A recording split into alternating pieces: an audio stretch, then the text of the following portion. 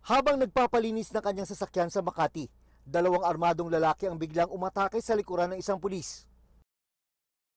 Nagkahabulan hanggang nauwi sa pamamaril. Hindi nakaganti ng putok ang pulis na intelligence officer ng Highway Patrol Group at may ranggong tenyente. Pagbagsak niya, puwersahang kinuha ang kanyang kwintas, baril at cellphone. Saka mabilis na tumakas ang dalawang suspect sakay ng motorsiklo. We recovered 14 cartridge. Opo.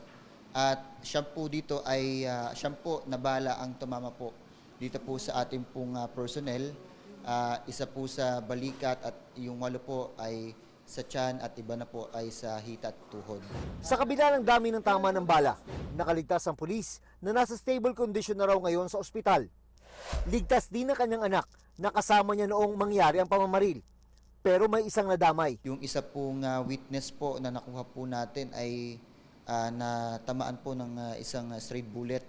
Ayon sa PNP-HPG, may hawak na maseselang kasong may kinalaman sa kidnapping ang biktima, kaya hindi inaalis ang posibilidad na may kaugnayan sa trabaho o pamamaril. Iniimbestigahan din ang anggulong robbery.